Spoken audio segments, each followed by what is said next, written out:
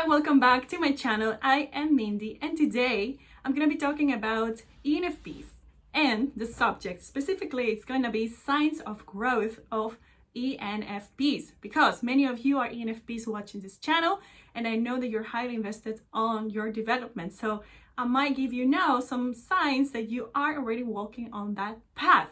But before I start, please hit the like button. Yes, show me some love, subscribe to my channel, because I put content every week and I would like you to help me to grow my channel. Also check the description below, because I offer one-on-one consultations to help you with your own development by using Myers-Briggs. And also, if you're trying to find what is your real purpose, you're passionate about in life, or you have multiple passions, all of the things I talk on this channel, you can find in the description below, that I will help you also with one-on-one consultations as a coach and guide for you. Okay? Sign number one, you observe that you're actually sign number one of ENFP's growth. You observe that you want a lot of things, but you are aware that you have a shiny object syndrome. So you just observe and let go of what isn't aligned with your goals, because you have grown. All right.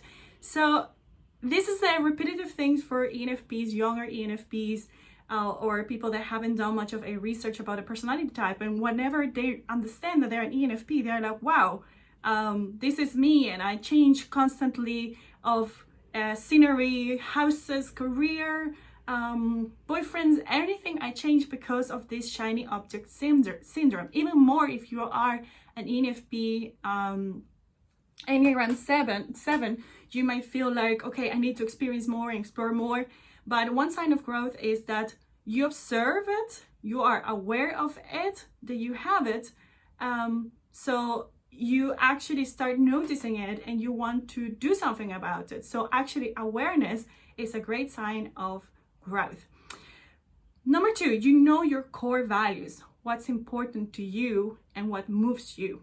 And this is a very important one, because actually the step number one, so what I just mentioned, can easily be worked on and be improved if you know your core values. So you, by now, on your way of development, you understood that you were not aware, actually, that why you were moving jobs and moving houses is because you were not aware of your real needs and values. So now you are actually following them. Or if you are not doing it yet, my step number three, sign of growth, is that you know that you need to find out what are your core values. So you are trying to understand and put a name on it. Maybe you never thought of it before, but now you're like, yes, I need to know what is really important to me. I'm tired of following what my parents want from me. I'm tired of following what this shiny object is pushing me to do. You want to know really who is you at your core, what is that you really need, and that's where you are at now.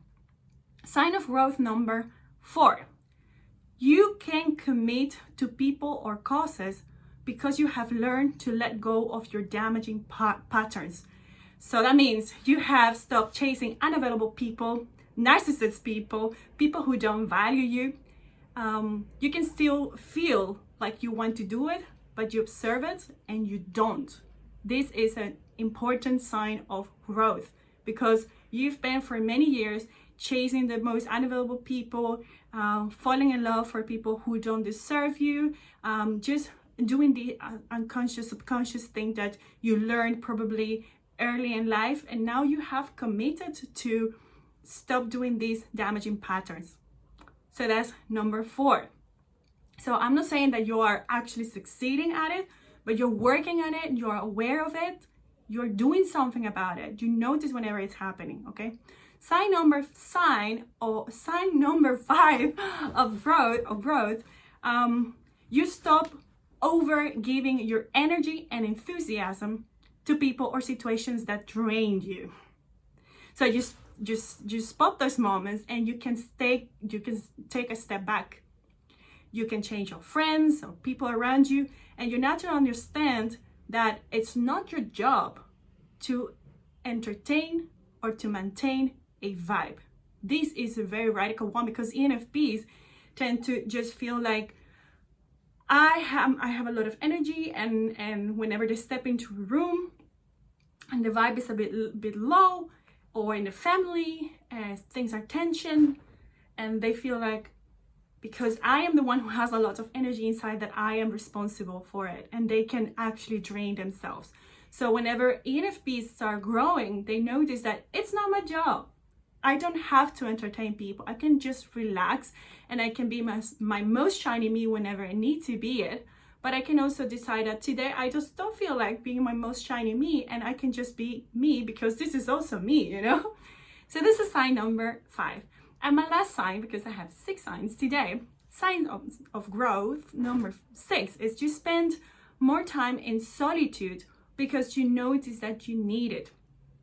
In fact, you always needed it, but you weren't capable of listening to yourself. And right now, because also of that introspection that you're doing with your checking in with your inner core values, you realize that maybe I don't need to go out every weekend. Maybe I don't need to get drunk and wasted every weekend, or maybe I don't have to attend to every situation, every event that is happening at my friends' houses, for instance. So you understand what is important to you. And many ENFPs actually, when they reach this point of what they're working on their development, they understand that they were actually never that extroverted.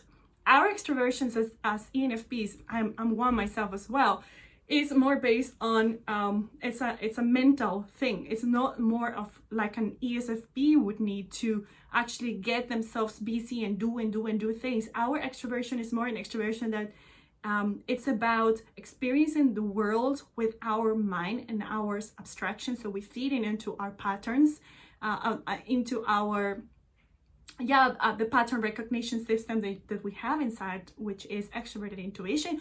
Go and check out my video about what is it called, the perks of being an ENFP. Go and check out the video, because there I explain a lot about how the extroversion of the ENFP works. So you understand by this point of your evolution and of your development that spending time in solitude is actually who you really are. You understand that you are as extrovert as it can go, but you're also a downtime person as it can go. And it doesn't mean that you are per se an introvert because of that. It just means that you listen to yourself, and that you are capable by now, on your point of evolution where you are, you're capable of balancing out your extroversion. Because remember, everything in this universe is like about polarity. You have positive and you have negative, you have black, you have white. So you need a sort of balance, and ENFPs seem to actually thrive in that balance. So that's a sign number 6. So thank you for watching up until now. Remember, you can treat me to coffees. You can donate for my YouTube, and check the information below. Check out the one-on-one consultations information as well, because you can have one-on-one sessions with me. You can even also have email consultations, so we can talk about your things, your issues throughout the cognitive function system and Myers-Briggs, of course. What else? Like and subscribe, and see you next time.